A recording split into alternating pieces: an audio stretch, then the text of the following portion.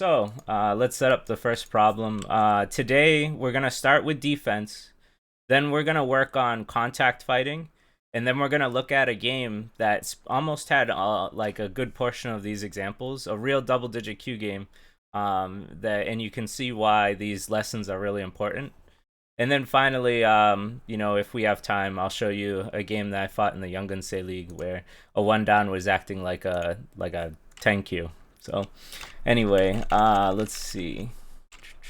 So this is the example. And this is about defense. So defense, when we talk about defense, there's defending territory, and then there's defending weak stones. This is almost like a bit of both. And I guess I'll have you answer first, Adam. So there is a weakness with black. Can you find it, and can you find the proper move for it? You mean for an invasion or for a reduction or So I'll give you a hint. We have a weakness with this group here. yeah. So how can we settle that weakness if it's black's turn? I know it looks confusing because it's So not it's black's black's turn. turn? Yeah, so let me set that up. So it's black's turn now. Okay. So I mean I guess P15. E15. Okay, this one.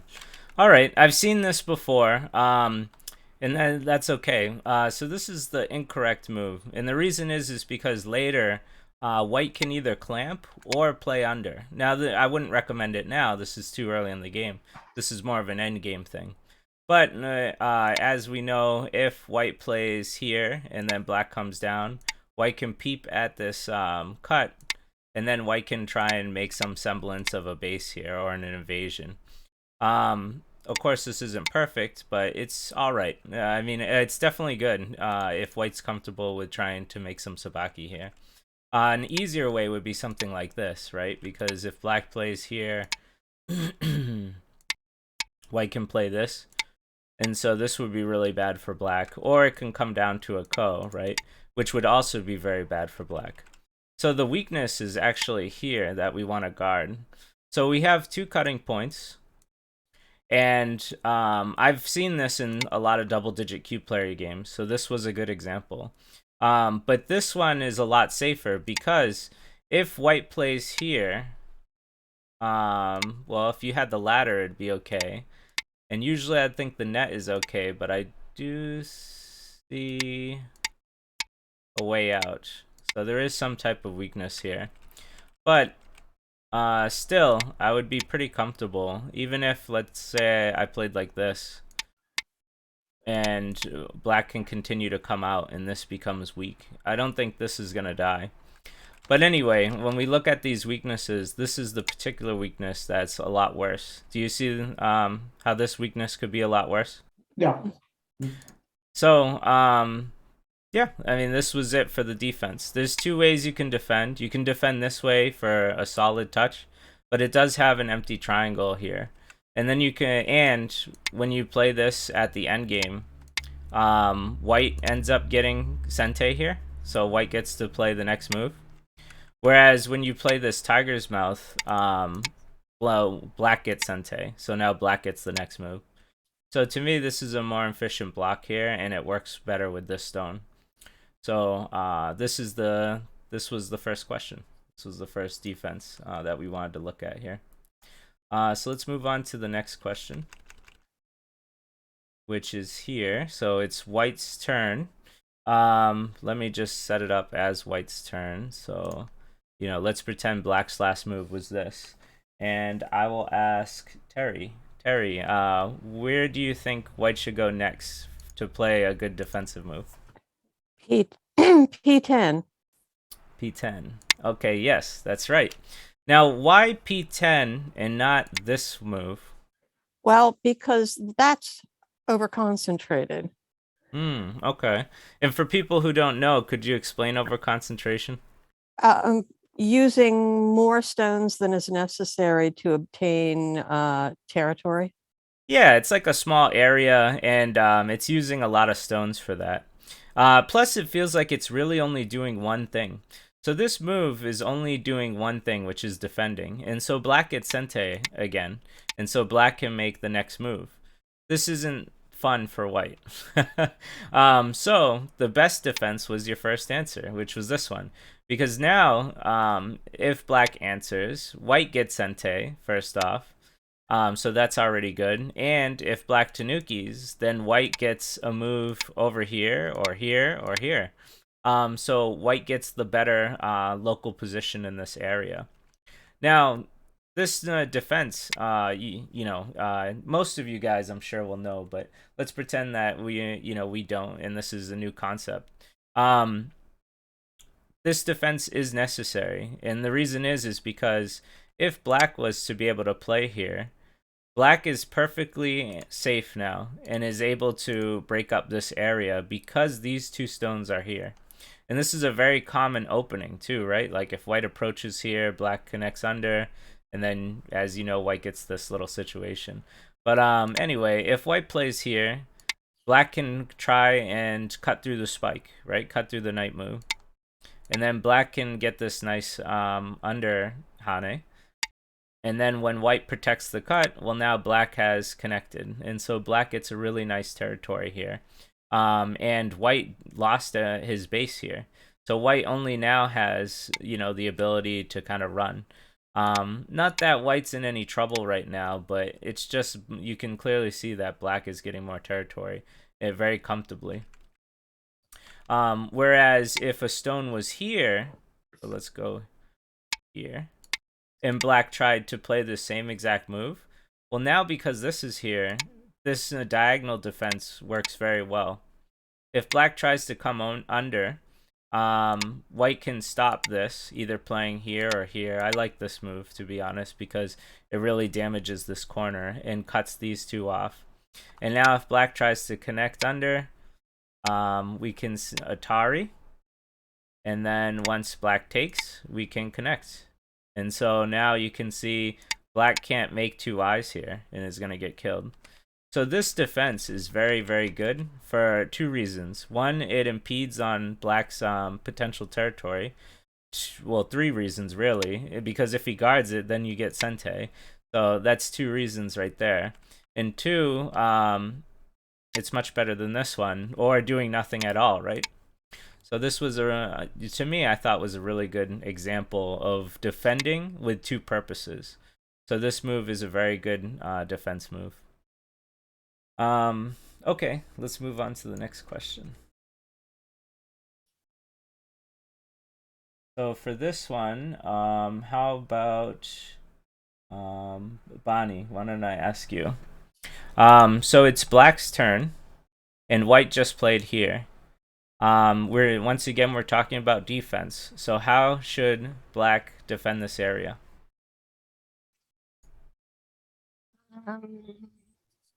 Maybe attach at R9. Okay, the kick. Now, just remember with the kick, we know that white should stand up. And the iron pillar is said to be good against the diagonal. So later on, if you have to come back here, or if you tanuki and then white plays something like this or this, it can get a little uncomfortable for black here right now. And it doesn't have to be like, crazy uncomfortable, right? But you can kind of see white can get a good advantage by hitting on top of this diagonal. So usually we don't encourage often kicking when it leads to this shape. But if you were planning to try and attack this, like especially if you had a black stone here, then I could agree with you. But for here, I think this is a little too aggressive. Any other suggestions? Are we defending from this side or are we defending from the top? It's up to you. Because I feel like this is the main. Yeah, everything that I can think of is more aggressive than defensive, like pincer this stone or. Okay. Yep. Okay, I understand. All right. So I'll show you the correct move, of course, and then I'll show you the bad move. Well, I guess I'll show you the bad move first. So obviously, this didn't come to mind for you, right, Bonnie? No, it didn't. Right, and this is bad because it's clearly only doing one thing, right? It's only connecting these two stones. And so this is a defensive move, but it's a bad defensive move. And so we don't want to make moves like these. You can see in the next turn, if black was to play here, white can undercut, right? And take this area. And if black plays nothing, then white can actually come in here. And now you can see this becomes a problem for black. Black's going to have some trouble connecting under here. There might even be no way to connect under here, right? Because this looks pretty good. White has driven a spike between this knight's move. And so this is starting to become in some trouble. So there has to be a good defensive move here. And the move that at least the book explains is the iron pillar. And we can see this puts quite a lot of pressure on this stone. If white doesn't defend himself, he's going to be in trouble. And if white tries to play the same move that we looked at just a move ago, right? If we played this move here, then black can connect under. And if white tries any of these tricks, now they don't work because this Atari and kill, right? And so this looks like a great advantage for black now. If white even plays here, this also looks great for black. You can see everything is connected. There's no problems for black here. And so this is a very subtle move, right? It didn't come to your mind because you're used to playing on a more bit of an aggressive style, right? So you were saying like Yeah. pincers and kicks. But when we attach to a weak stone, you know this only makes white stronger, right? And so this isn't as aggressive. First of all, your position isn't as strong. It has weaknesses here and here. And so this move only helped white in the situation. So now you kind of need another move here to like help your stones, and then white can make a base. But when we play this, you're solid and strong, and you're attacking at the same time, even though it doesn't look like it. Yeah, makes sense. Yeah, so this iron pillar is the perfect move here. So this was a really good example. All So, right, what are your thoughts on S10? Because that's where my mind went to. S10. This was very familiar to me too. And I think it does something very similar to the iron pillar. Um, because the same stuff applies here. That Mhm. if well, let me see.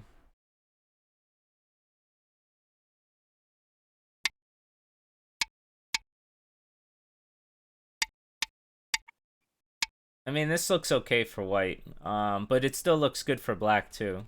Mhm. Let me look at it another way. So if black plays this, this is great for black. So this is very similar. It's a very similar defense. The only problem with it is this one here, because now this drives a spike between these two. And so if black has to come like this, well, here's that spike, right? Here's that cut between the knight's move. If black comes down, then the spike continues, right? And so this actually looks really good for white. So I think this is the weakness of this move. Instead of playing this way, we can play this way. Do you see Right. the difference?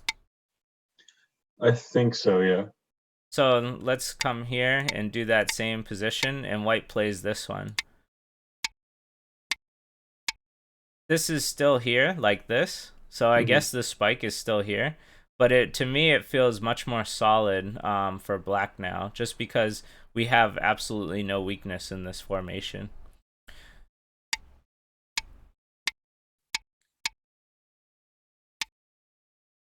And then black can come over here to attack this group.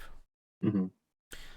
So this just looks a little more solid, but I still think Okay. that this is a decent move in comparison to, not into comparison of playing here or not playing there, right? Right. All right. Let's look at the next problem. So, Garrett, let's ask you, and let's get to the All right. problem before I ask you.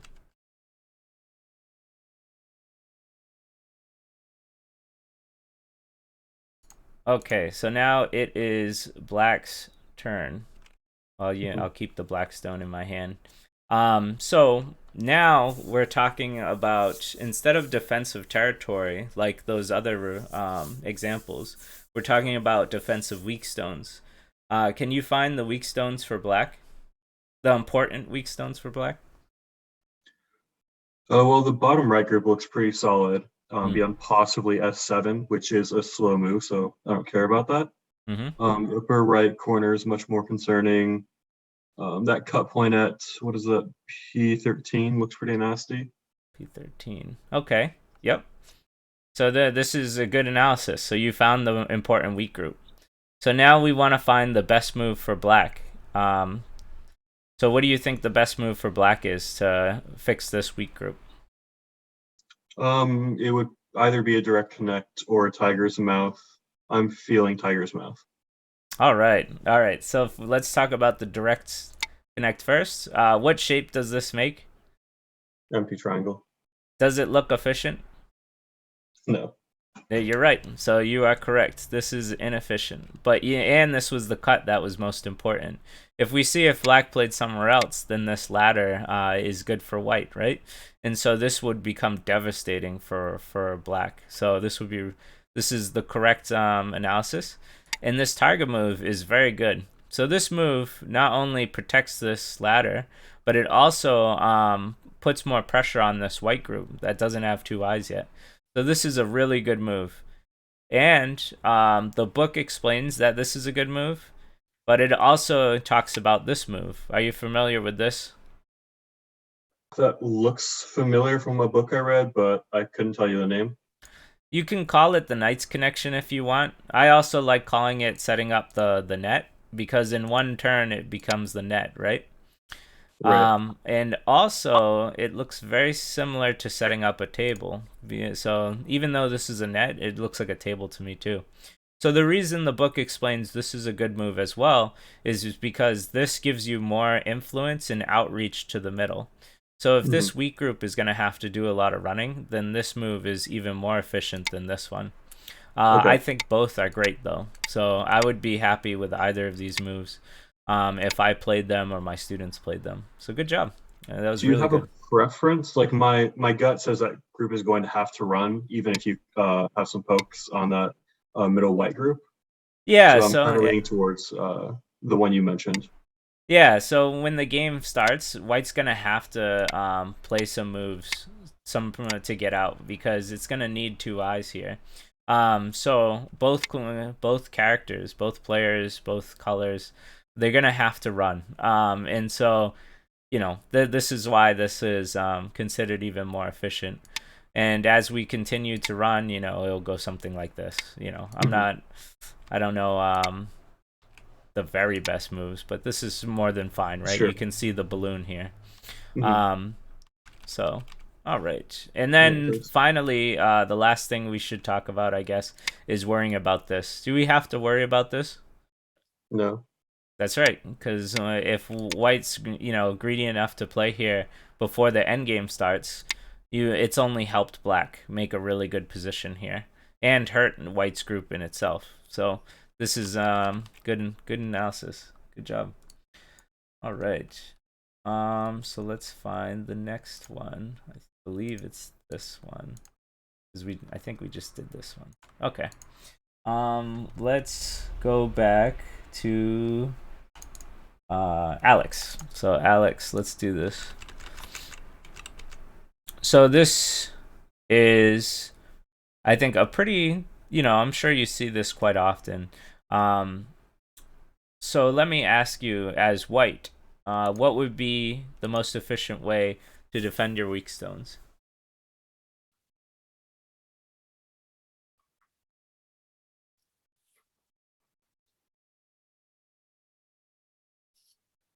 Uh, I don't know, P15. P15. That's correct. Yeah. So as white, if it was white's turn, let me set that up properly. Then yes, this double tiger's mouth is perfect in this situation. If we played something like this, we have a weakness here. If the ladder works for black, then this isn't a good move. And even if the ladder doesn't work for black right now, let's say white had a stone here or something, this is going to be in the back of your mind, right? And so these clamps are pretty powerful when there's like things like this, even just stuff like this. There's a weakness here that's you're gonna have to sit on it, and it's gonna be in your mind, and you're gonna have to think about it, especially if black like makes any approach moves or something, for as ladder breakers later on. But this move erases that worry, and so there's no weakness here. Do we have to worry about this Atari here, Alex? Again, just like in the previous example, I think white will get stronger. Yep, black will have to come back, and white just ends up taking a lot more strength. So this is very appropriate not to worry about this stone. A lot of double-digit cube players want to save everything, and so they worry even about the stones on the second line. But, as more advanced players, we understand that this is a happy sacrifice for us. If he really wants this early, then this is good for white. Another way to look at this was this move. This move I use often. So the idea is that if black was to take the bait,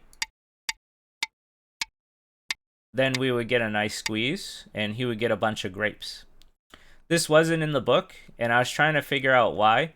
Maybe it was to make things simple, because this is very simple.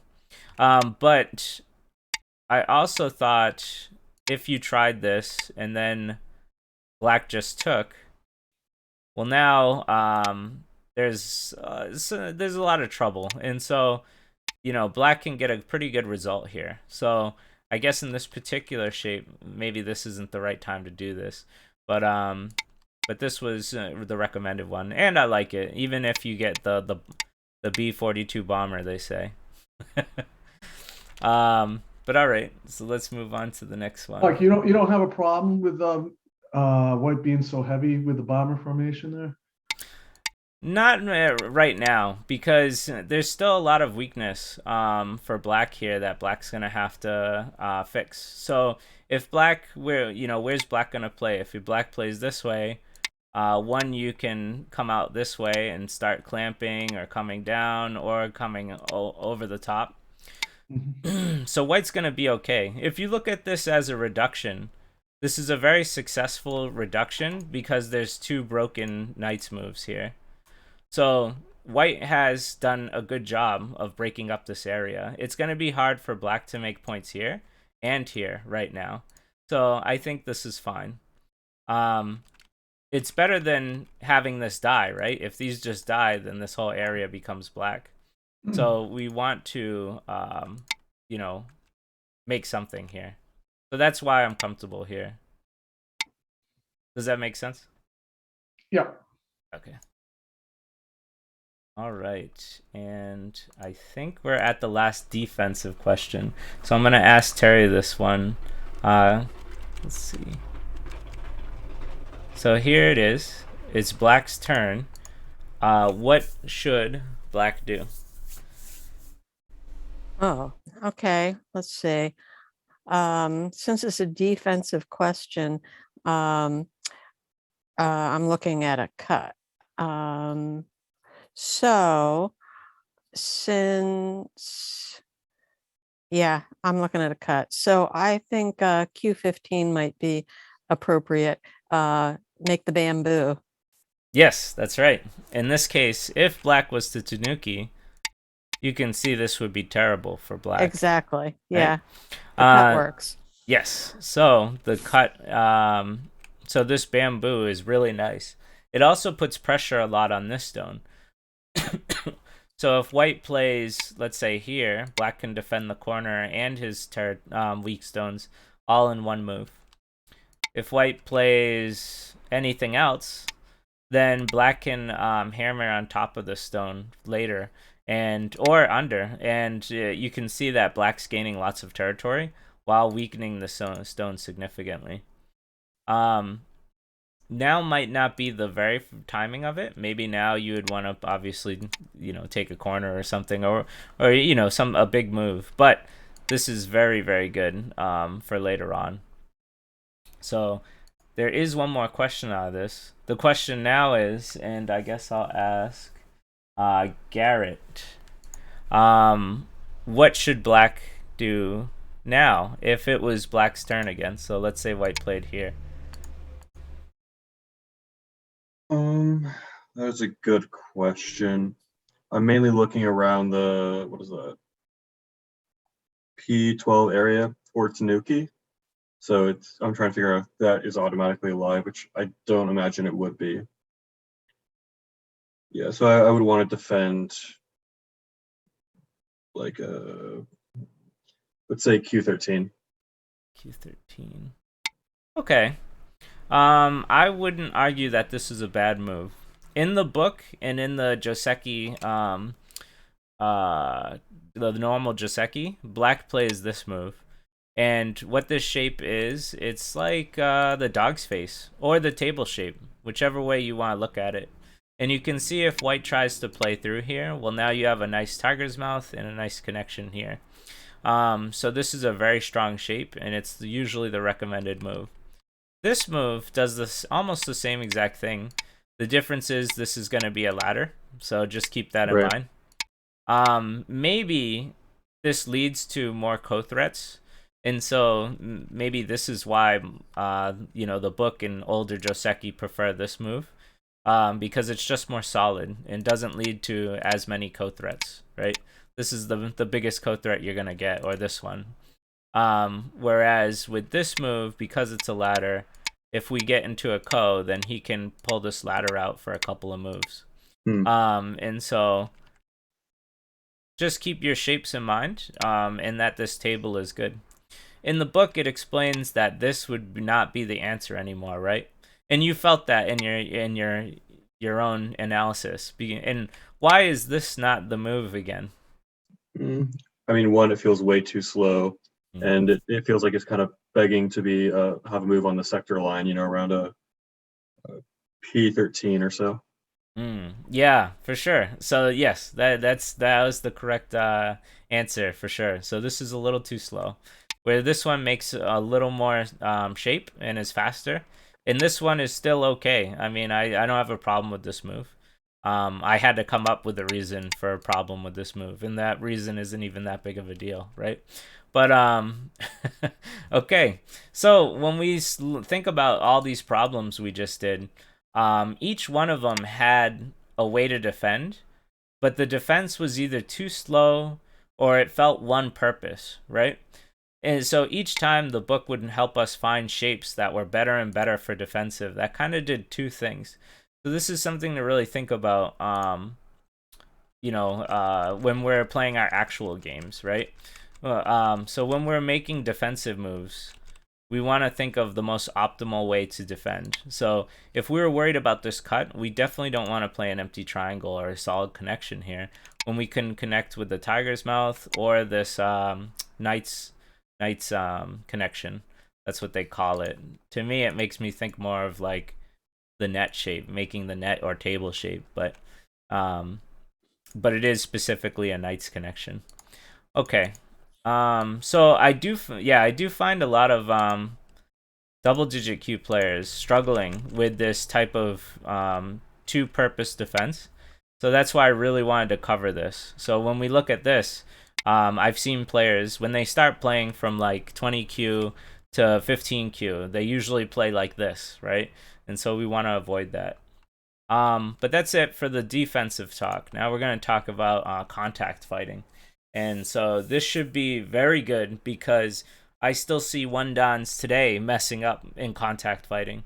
Now this is really the basics of the basics. I expect you guys to get most of these, but hopefully some of them will surprise you, or at least be a good reminder of the fundamentals of these.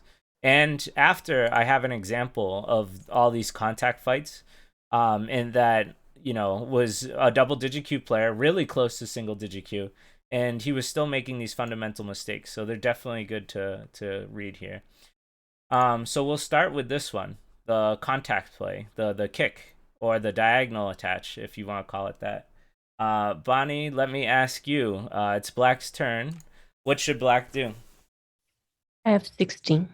Yes. We stand up here. And the reason is, as you remember in the other questions, is this iron pillar is extremely strong against this diagonal. I see all the time white tanukiing here. And when they do, they should be punished. Every time. Almost every time that they tanuki from this diagonal to the iron pillar, they need to be punished. If you're looking for a solid outside, this is the move, because you're going to get a solid outside. Right? This is very solid. If you're looking to kill or cramp or, you know, try and get territory on both sides, then this is the punishment, right? Because you're going to be able to keep white in, and you're going to be able to should be able to build a base on both sides. So this is very, very crucial to know. And I've tanukied from this from time to time. And when I do, white would get this. And so my teacher would yell at me, Inseong specifically. He would be like, 9 times out of 10, no matter what the situation is, this is the correct answer. Because once white plays here, there's no aji in this area. So even if black stands up and white jumps, there's lots of aji here. In this area, there's 2 points where you can really bang up this corner. So we really need to understand how good the iron pillar is against this diagonal kick, this diagonal attach. All right, let's move on to the next one. Here we are. So it's black's turn, and I will ask Alex. Alex, so it is, let's just set up black's turn so we have it here. Well, it is black's turn apparently, but anyway, so it's black's turn. Where should black play in this area of the board?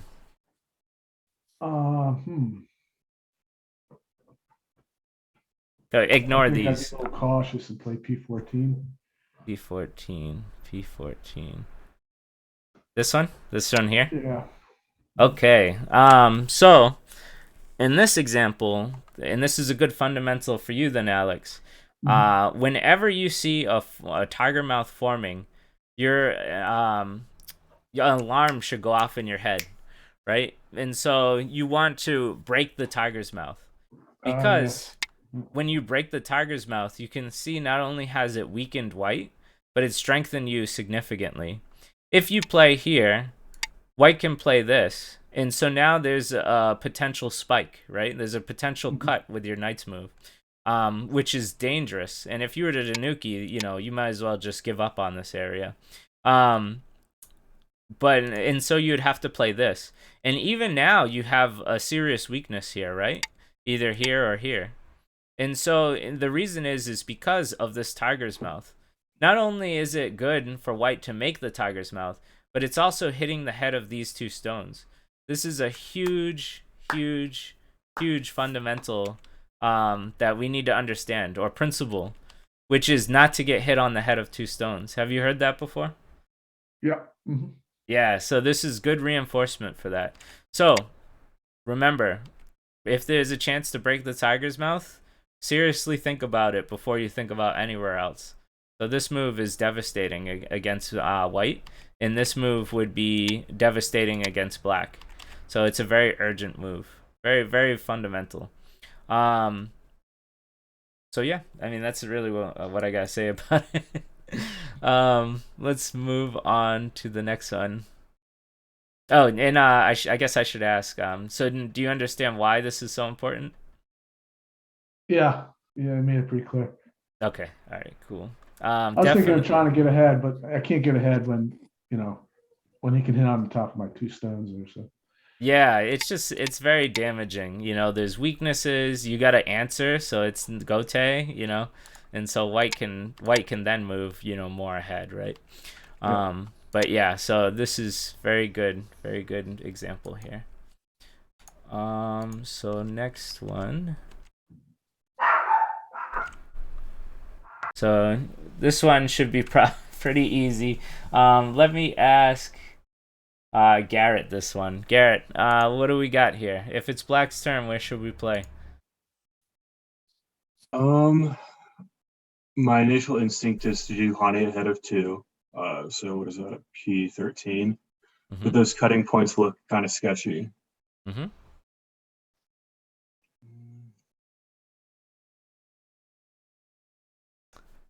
So then what would, if you don't want to do that move, what would be the next one then? Let's see. Part of me is thinking the one space jump, but I think that just creates even more cutting points. So probably not that. To be safe, I would do R12. R12. R12 here? Yeah, the knight's move. Okay, Alex, correct him. Tell him what he did wrong. Well, I think he should advance to Q13. Why? Protect Where's the white head gonna of his play two right stones. now? What's up? Where's white gonna play now? I think white should play Q13. Yes, hitting the head of 2 stones. Mm. All right, Garrett. Yeah, so you were correct. So you would want to do this, and this is the same desire that I would want to have, right? You want to hit these head of 2 stones, and you want to get ahead of your opponent. But this cut is devastating, right? If black stretches out here, then this becomes a problem, and then white can get stronger.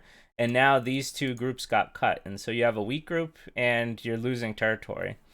So this would be very bad, and you see this all the time in double-digit Q games. But yes, these 2 cutting points would be very dangerous for black. So that was a good instinct. But your next instinct should be, if this doesn't work, then you don't want to get hit on the head of 2 stones. So just playing this solidly is much better than playing this, which you said, and then this, which was your final decision, right? Yep.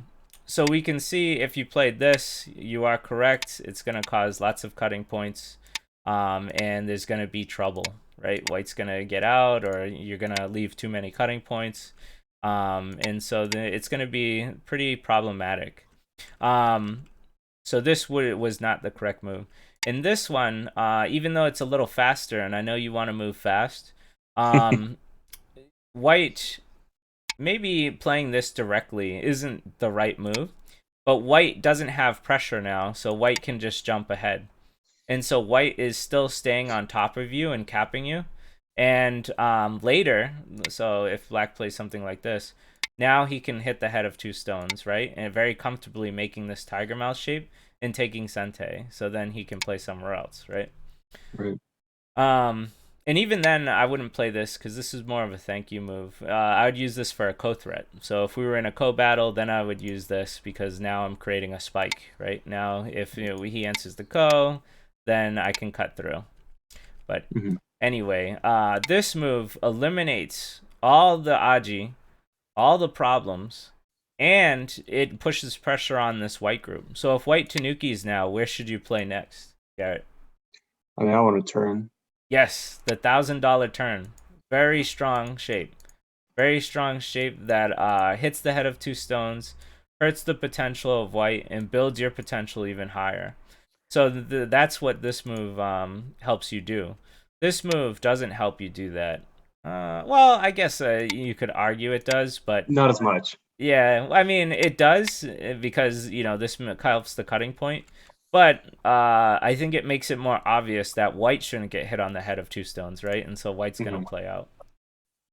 But okay, so that was another good fundamental that we're covering. Don't take it the wrong way, but I like it when you guys get these answers wrong because that means I'm teaching you something that you need to know, right? I'm teaching you these important basic shapes that we need to know. It's boring if we know the answers. Well, I like it too, but when you know the answers, that means you're getting a lot out of these classes. But I also think if you're getting it wrong, you're getting a lot out of them too. So, all right, Terry, I'm gonna ask you. White's turn. Where is the best move for white to play? Black just tanuki'd, so white got a double approach and then black tanuki'd. Well, there's 2 options. One is to close black in, and the other is to grab the territory. My tendency is to want to grab the territory with R17, but you're probably going to tell me that it's better to play P15. Okay, yes. So very situational. If black had a stone like here, then it might be better to jump in the corner. Excuse me. But if it's like this, where it's pretty open on both sides, then it's much better to take the outside in this case. Yeah. Because it's more effective on the outside, right? Right. So right. if black plays like this, you've just made a really nice solid wall against black here. And black still isn't alive in the corner, so black's going to have to worry about this.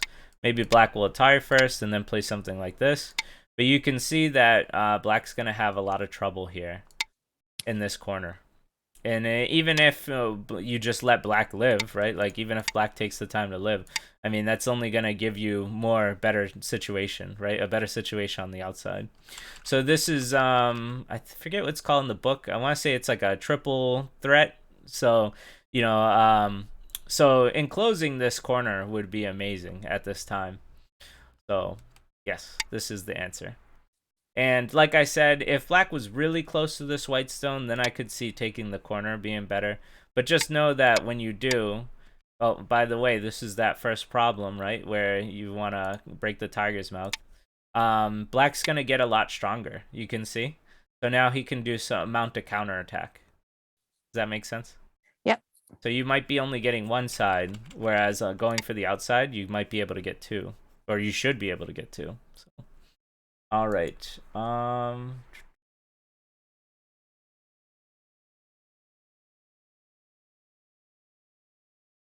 now we have. Oh, this is really easy, Bonnie. What should black do here? Black should play M15. Yes. Now, Yes. believe it or not, I see it all the time with double-digit Q players from 20 to 10 or 20 to 11 Q, where they miss this spike. They miss this big cut. And so they'll play something else, and then white just devastates, right? This is awful for black. So, yes, looks very obvious when I point it out, but I know that a lot of double-digit Qs struggle with it, and I have an example of it. So that'll be in the end of this, where we'll show a lot of these fundamental examples where something went wrong, right? Okay, so that was good. So now it is black's turn. Alex, where's the weakness? How are you gonna defend it? What are we gonna do here? What's black's next move? Well, black's two stones at P16 and Q16 look pretty weak. They got hit on the head and the butt. I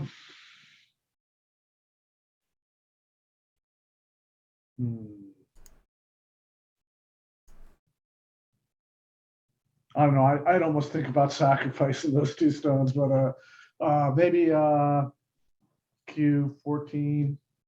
But that's ugly. I'd probably play just R13 or Q13 or something. R13 or Q13. Okay. So this class of contact fighting fundamentals or basics is definitely for you, Alex. This is what this class is for, so I'm glad you're here. These two stones are very, very, very important. Now, you said you might think that you would give up on these, but understand that these are cutting stones. In the first chapter of the Tetsuji book, or any Tetsuji book usually, they'll talk about the extreme importance of cutting stones. So if there's stones that are cutting two groups, then they're very important to keep alive. And in this case, these stones are very important. So one of your first instincts was to play this move, right? But you said it was ugly. Why is it ugly? Do you know what white will do next? I mean, he could just play Q15, right? And then Atari with P14. So there's something like this. Okay. That could be the case. But a better move would be to even set up the snapback. Are you familiar with the snapback, Tetsuji? Yeah, so maybe P14, right? Yeah, because now if black plays here, you're just gonna kill him, right? So so black has to play this. So now you have an extra liberty by playing this P14 without throwing the throw-in in. And this would be very good for white. So this is very bad for black. So you are correct. This is a bad shape. the shape that you want to think about, and this is how I tell my students, because a lot of them played this when they first started coming to me. But when I tell my students that you have the instinct to play an empty triangle, look at the one jump first. This is the like secret sauce, right? This is the basic answer for almost all the problems where you feel like you have to play this. Just like in the other defensive review we did, there was a problem with just this situation, just without the white though, right? And then black played here, so he could get out more on the outside. So this is literally the secret sauce here, this knight's connection, if you will. So now if you see white plays this, where's black gonna play? Uh, I want to say Q15. That's right. And so now white has lost liberties. Does white look like it's in a good position here right now? No. I Right. mean, he could play. Yeah. He can get out. I'm not saying he can't get out, but he's gonna have to pay to get out of here. You know what I'm saying? And so he's not making any territory while he runs away, while you're making a vast amount of a big potential, right? You really only need, let's say if he ran away, you really only need one more move to extend, and you can have a pretty big potential of getting a lot of points here. So, we have to understand how important these stones are. These are cutting stones that make the B group significantly weaker. And this is a part of your group, right? So we just don't want to give it up so easily. And so this is the secret sauce here, this knight connection. Really, really try and remember this, because every time you come into a situation like this where you can get snapbacked, you can prevent that snapback by playing right on that point, right? If we play here, this is the vital point, right? And if we play here, this is the vital point. So really, really try and put this to memory. If you ever want to make this, don't, and consider this. If you ever want to make this and it's going to be snapbackable, then just play this. Does that help? Yeah, that's really cool. Okay. All right, I'm glad. But if you played this, you can see that white would just kill you, right? And so now if white connects to his group, this is extremely good for white. Like now you can't make any points here. You have nothing to attack here. Whereas in the original, if you play this way, you have something to attack, and white's going to make no points here. So very, very important stuff. Very important stuff. I lost which question we're on because the trees are getting so long. I hate that about OGS. Yeah. I think we didn't do this one yet. What about this one? I don't think we did this one either. Man, we still got a lot. I'll try and rush through these a little more, but they're so fundamental that I really want you guys to get these down. So I think this is the next one. Oop. Alright, I gave this one away, but I think... Actually, I didn't. Alright, so it's black's turn. Garrett, where should black play? Let's see.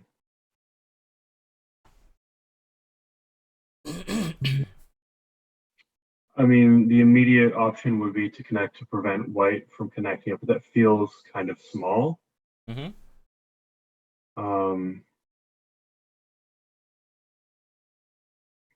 So I might want to turn at C14. C4. Okay. So, if you play C14, yes, this is good for this side, but it's too bad for black because one, you're an Atari now. So the question is, do you answer, right? If you answer, one, you've made an empty triangle, and two, white can make the $1,000 turn, and three, white has made a lot of territory and has made a lot of influence this way. So this is really bad, right? This move does feel slow. This is what you said, right? This feels a bit slow. It does. And so normally, I told this in our, way weeks earlier, that, when somebody peeps, you first want to look for a counterattack. And I know Bonnie told me this helped her out, I guess, in her next game, which I was really happy. Are you still looking for these counterattacks, Bonnie? Yeah, for sure. Good. But in this case, it doesn't work out too well because white's still going to get a good advantage here. So when the counterattack doesn't work, right, then you have to just submit and do the connection.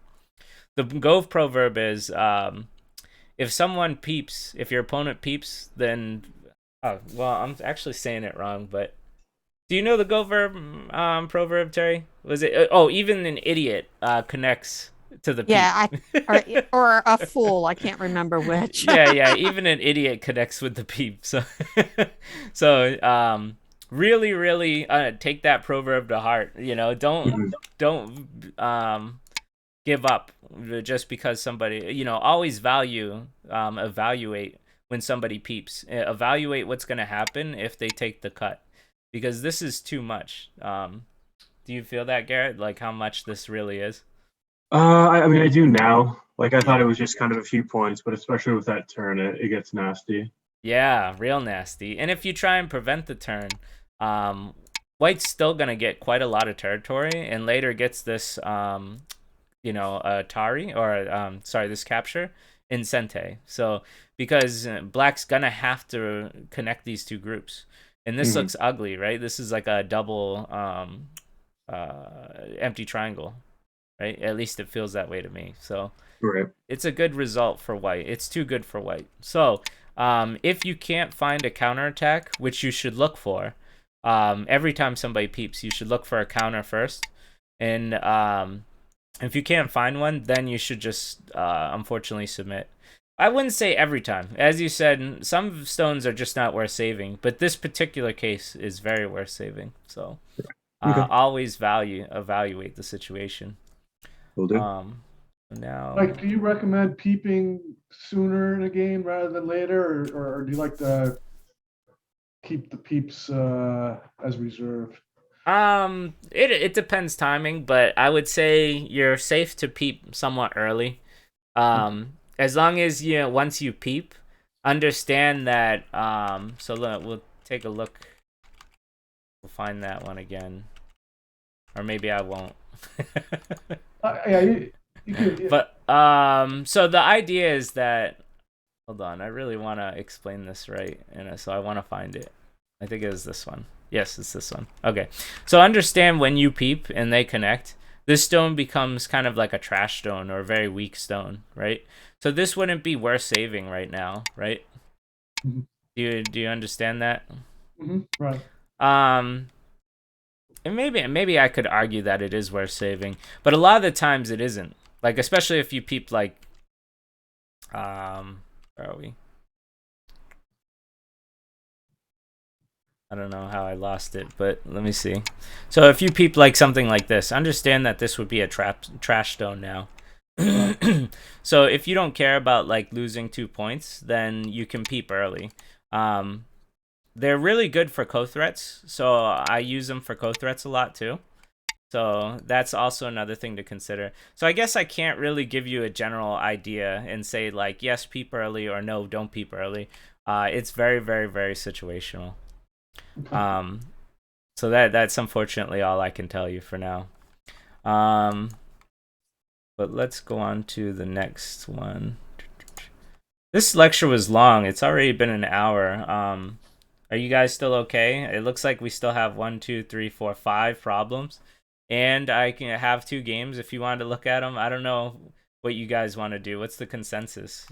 Well, I can probably stick around for the problems, but Okay. I probably can't stick around for the games.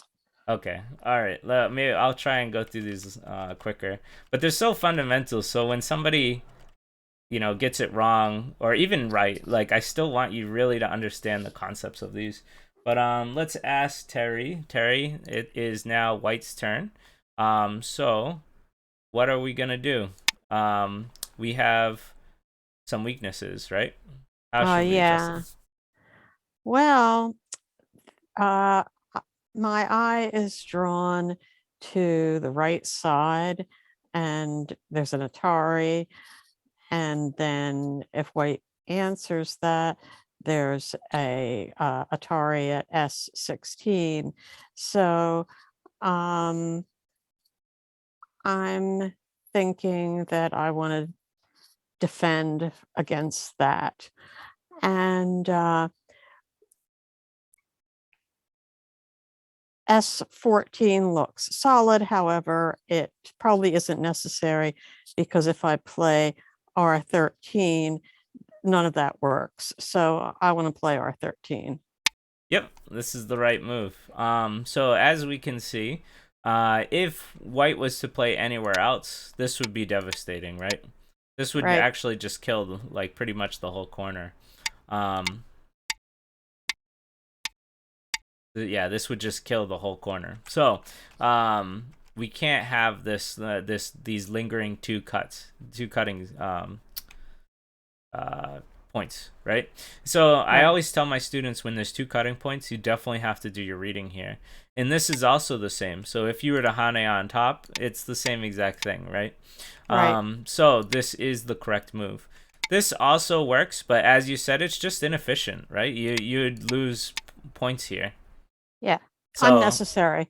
yeah, so this one gives you, like almost 6 points here, and this one gives you significantly less, right? Right. 1, 2, 3. So, very good move. Very good here. Let's see. Got this one. Okay. Bonnie, what are we doing? It's black's turn. White just attached. And at Q12. Q12. Yes. Not as white though. Black here. Yes. So this is correct. So the proverb is attached, hane. Attach, then hane, right? You got attached to, so now you should hane. That's the proverb. Now that doesn't work every time. We know that to be true. So I always tell my students, I call it the golden rule of attachment. The first things we should do is look for the hane. If the hane doesn't work, if white was too strong here, if white, let's say, already had like stones like this, and then black hane, then this would be bad, right? This is this is bad. Because you can clearly see that if white cuts and then you get to the ladder, the ladder works, everything, life is good for white. But in this case, the hane is great because if white crosscut, black's gonna have all the advantage in this fight. Black's just a-okay. So as long as yeah. So the first thing you should do when somebody attaches to you is to consider the hane. The second thing is if you can't hane, then you should extend. And then the third thing is if you don't care about this stone at all, then tanuki and just let it die, because that's what's going to happen. Or you're going to have a big disadvantage in the area. But most double-digit Q players, they tanuki a lot when the attachment comes out. That is a no-no. When anybody attaches to you, you should always evaluate the hane, the extension, or tanuki. So very important, but good job. So we're getting down to the last two questions. Now we're in the crosscut stuff. Alex, what are we doing? It's black's turn. We have two stones that only have two liberties. We got to figure out what to do. What do you want to do? Let's see here.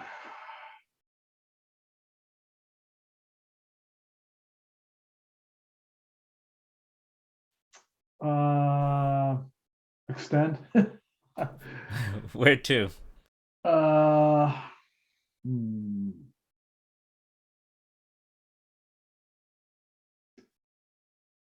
K16. K16. Okay. With K16, admittedly, I did not prepare the best defense against this. Maybe this would be good. Because there's still quite a lot of weaknesses here, and white got a good spike, and white was able to separate these two groups. So maybe that's the reason why this extension isn't the right one. I didn't prepare actually for the wrong extension. I prepared either for the double-digit Q answer, which is always to Atari, right? And then the correct answer is this one. So well, the reason I know that this is the right extension is because this is the weaker stone in comparison to this one. The reason is because this is closer to the wall, right? And Right. so this is the one more in danger. This one, if somebody Ataris or extends, you have quite a lot of space to run out. And so this is the least, the lesser of the two evils, right? This is the Okay. not the weak one compared to A. So when we're ever in a crosscut, the rule is usually not to Atari. Almost 9 times out of 10, never Atari.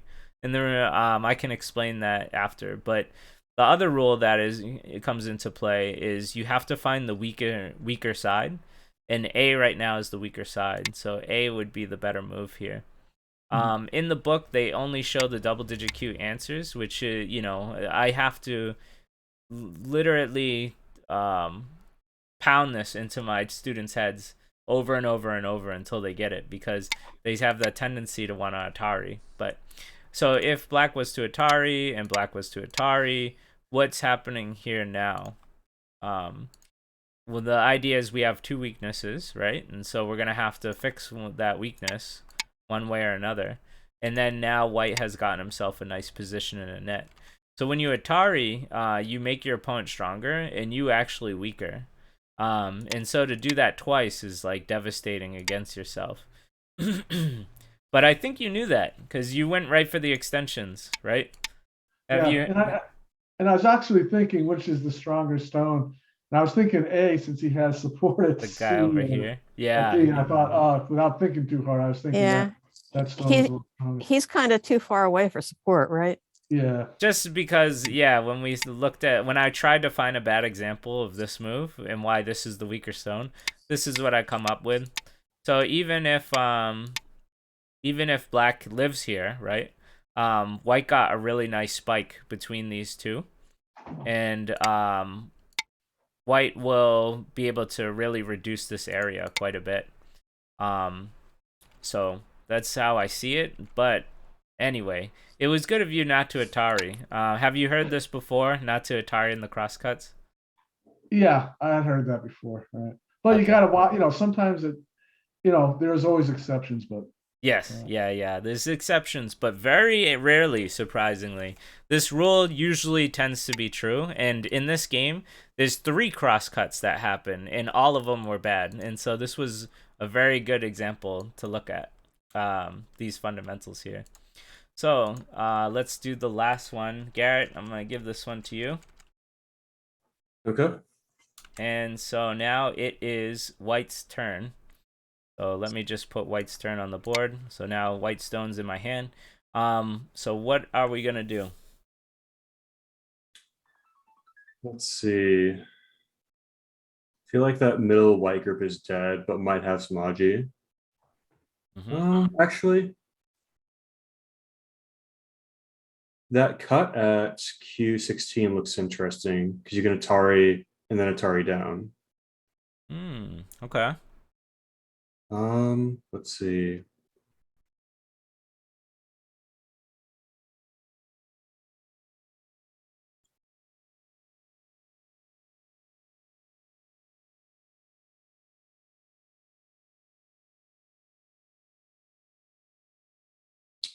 Yeah, I think I like that because it connects the two groups up. Atari. Black plays here. And then you set Atari down. P17. Yep. And now no matter what black tries, black is going to die, right? And so this is a really nice problem to find, right? We found the cutting point. This is a cross-cut Atari, but because the stone here is blocking the weakness, now it's a good cross-cut Atari. And the only thing black could do, arguably, is create a ko here. So this could be a ko. That was in the book it didn't cover that, but I really looked at this situation here, and yeah, it's still no. Well, actually, no. Okay, it's not a ko. That's why the book didn't cover it.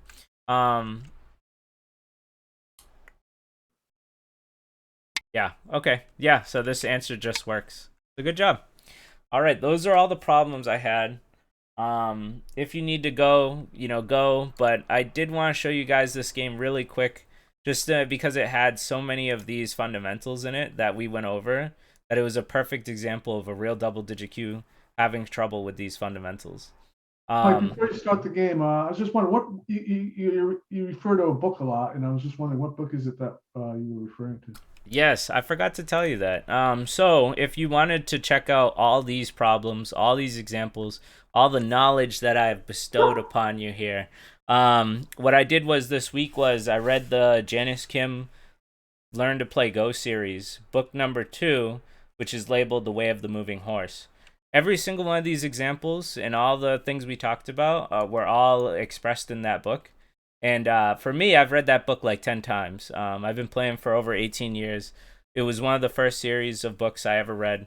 And it to this day, like, it still bestows good knowledge upon me, right? Like, it still gives me great teaching material and things that I need to remember to play well and to explain this stuff to my students. So I highly recommend it if you haven't read it, or even if you have read it. I don't care what level you are. I think it's a good resource to review. But yeah, so it's the Janice Kim series, Learn to Play Go, book number 2. All Okay, right. thanks very much. I'm going to head out and I'll watch the video later. Thanks. All right, take it easy, Terry. Okay, bye-bye. So for this, do you guys remember we asked Terry this question actually? Where should, Black go when he has a double approach? And this was the right answer. So this was correct. This was, I think we called it the triple threat. And so this was really good actually for Black. So I was very happy with this. White did try to escape and tarried in the crosscut, which wasn't good for White right now. And then now we have a duel here in the crosscut. In the game, Black thought these stones were dead, and so he just gave them up. But we got to remember, I can ask you, Alex, what did I call these stones? Do you remember? You had this a problem. Important stones. Yeah, right. Keystones or cutting stones, right? Yeah. Cutting stones. So they're cutting this group off from this group. And as we can see, both groups are actually very weak right now. Yes, White can run out, but it still has potential of getting cut off if Black plays here next, right? So now this is an argument of trying to keep these cut and these cut. And so these are keystones or cutting stones. Very, very important. So when Black played here, it was a big mistake. Black should have continued trying to save these stones and then come back to kill these, or at least attempt to kill these, because these don't have 2 eyes yet. They're very, very weak. But that didn't happen. So that was the first crosscut issue that occurred, right? You could argue that he didn't defend the weaker side. We were talking about what's weak and what's strong.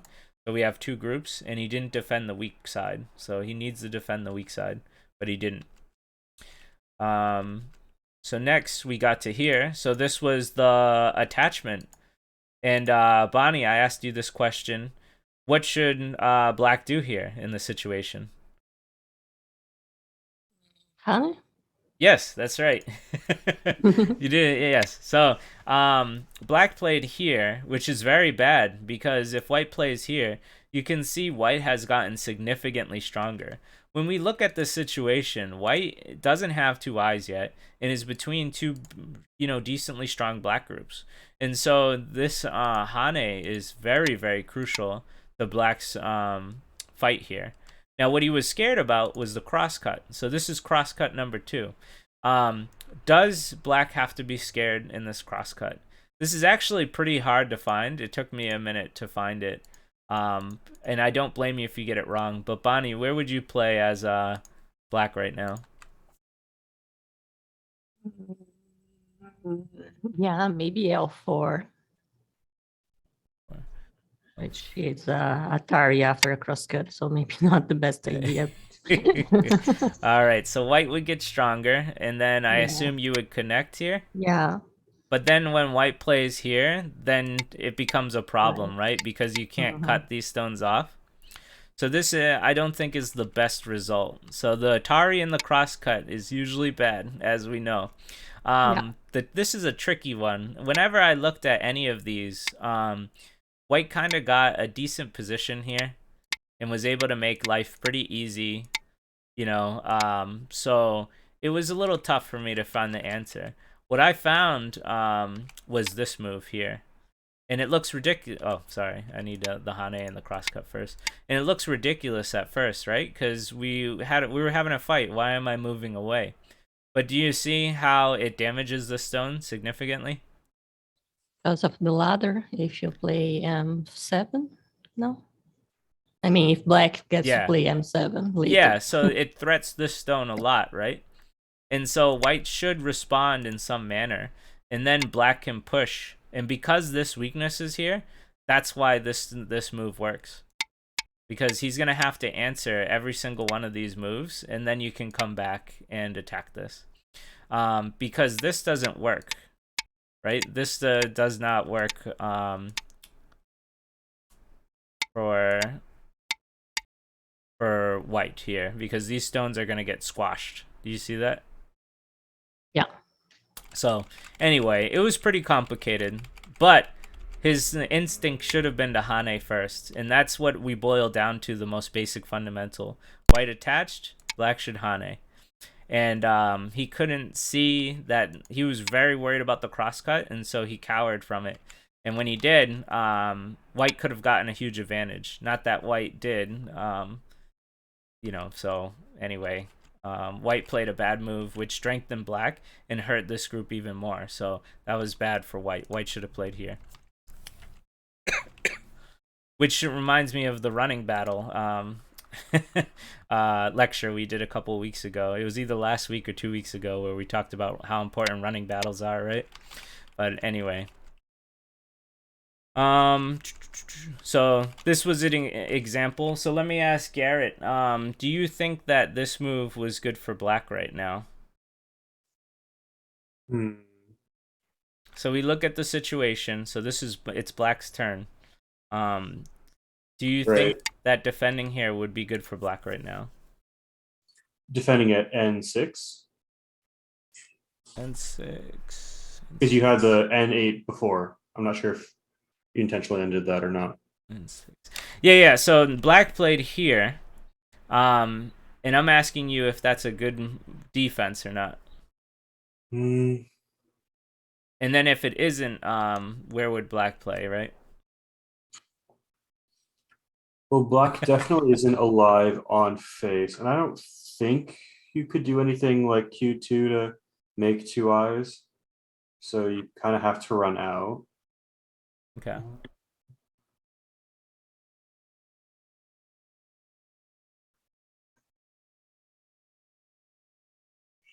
I might go one further, but I think that looks reasonable. Okay. All right. So, this is what I explained to him, and this is what we went over in the lectures. Do you remember what the problem was with this move? They're all the same line. No, well, yes, they are on the same line, but the problem with this move was it's only doing one thing, right? It's only defending this stone in an inefficient way. Whereas this move is doing 2 things, right? It's attacking and defending. So in Go, we always want to find the way to do 2 things, 2 valuable things. In I think the first question, it was the same thing, right? So we have here and here, and we looked at the value when white plays this move. Which one is more valuable? This is doing 1 thing. It's only defending. This is doing 2, right? And so when we look at this game, right now, black has an insane amount of liberties. It's very strong. Can it make 2 eyes? No, you're right. It can't make 2 eyes. And yes, it will have to run. But does it have to run right now is the answer. And the answer is no, right? It has more than enough liberties. It has 9 liberties to live. And so it does not have to run right now. So instead of doing the one answer that only does 1 thing, we want to find a way to both defend and attack at the same time.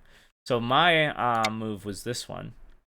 If we play here, it's only going to push white and make him strong in a strong table shape. So this was using my 1, 2, 3 reading. But if I play here where he played, right? He played in the problem. Now he has a big problem. If he goes down, this is obviously insanely good for black. Do you see how good the defense has become? Yeah. Nice thick wall. Yeah, and if white plays this way and we cut and white plays this, is this ladder good for black or white right now? Black. Right. And so there's no good answer for white now. And so if white plays here, then these stones are probably going to die. If white plays here, then you could just take these or play here, whichever. And you can see the defense has become insanely strong, right? And this is still very weak. There's still lots of Aji here where black is in quite a lot of trouble. He's gonna have a lot of problems. He still has to run to live. So this is the type of thinking that we want to get to a single digit queue or to a higher single digit queue, is we want to find moves that both defend and attack, right? Always, almost always. Anytime you feel defensive, we want to look for a move that does two things. This move doesn't do two things, and this one doesn't do two things. This only does one thing, and it's not even a thing that we need to do right now. We never want to strengthen. This group's already strong, so we don't need to strengthen a group that's already strong. Does that make sense? Yeah, I'm terrible at finding wedges, so that might be part of it. But yeah. No worries. But I mean, even this, you can see, helps strengthen black a lot. Right.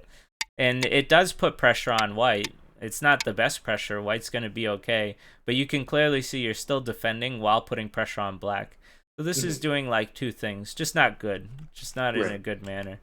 And if you wanted to find that, if you want to reach, one dan, then we do our 1, 2, 3 reading, right? So if we push in, we see white's going to play here. We know white's going to play here. So then we have to ask ourselves and read out, well, what if we play there before he does?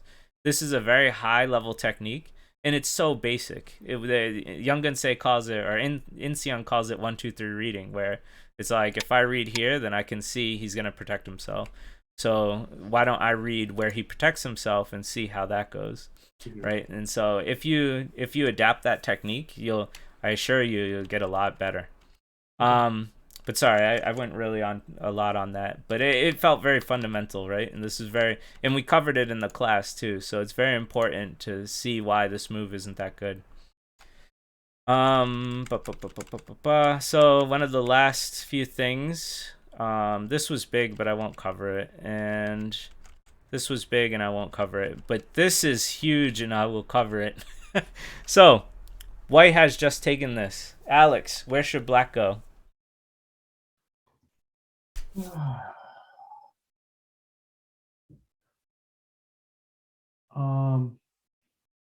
I want to keep white stones separated, so I'd probably just play E8 or something. Beautiful. This is the correct answer. Black played this, and white played this. And we can see how devastating this is, right? So this is that basic, right? This is that in this class. It was maybe this one? Yeah, this one. Bonnie answered this. So Bonnie, you knew right away. Here's the spike. Let's block that spike, right? And then in this game, there it is, right? There's the spike. You found it. Very good, Alex. I'm very glad you found this. And I know it sounds so simple, and I don't mean to sound like what's the word? Condescending. I really don't. But I just want you to see how basic like this was, and that it was missed, Admittedly, he told me he was in a 10-second Yomi, so I can't blame him too much. But we gotta not, we gotta keep our opponents separate. That's all I can really say. And then the last one was this one. So let me ask you, Bonnie, because this is actually a bit of a tough question. What would you do here? Now it's black's turn. So white invaded and black played here, which black should have played here, the shoulder hit. But black did the cap, and so white was able to play this. So what is the next move you should do for black? If we are still trying to keep it separate, it would be f16. Yeah, I would play f16. Or maybe F17. Or F17. Okay. I feel like F17 a little better than F16.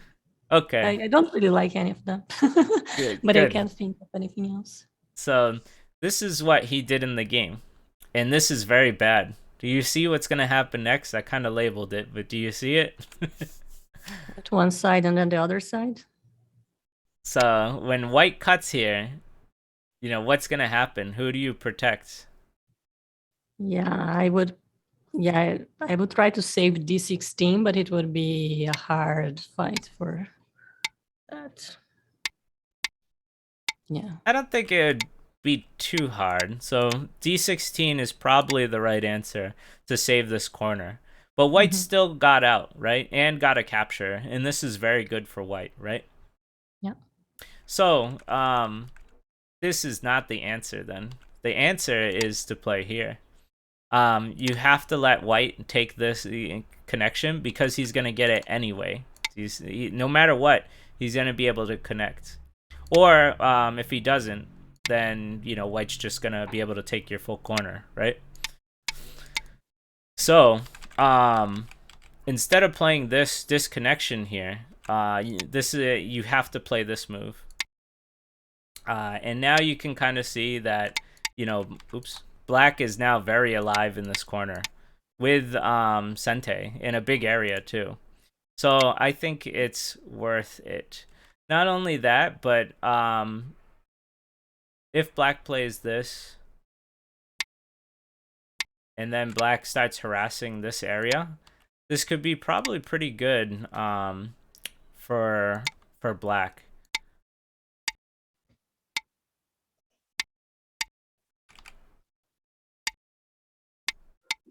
So you could wedge a pretty big spike in this area here.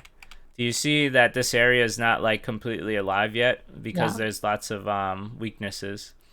So this was my answer. And the reason I really brought it out was because this shape is so fundamental. It's like a cross cut without the cut part, right? And so he already has the 2 stones here and the Hane's here. So we should instinctually want to protect our weakness. And if we don't, we're going to get severely punished for it. And so that's why I think this move would have been better. You could probably argue that, you know, you might like the... what do we do here? Cut this one. You protected this way. You might want to argue that this is better, but I don't know. I mean, there's a lot of things that could go wrong here. Yeah, this would probably be bad, so I'd just take the cut and kill, or play here.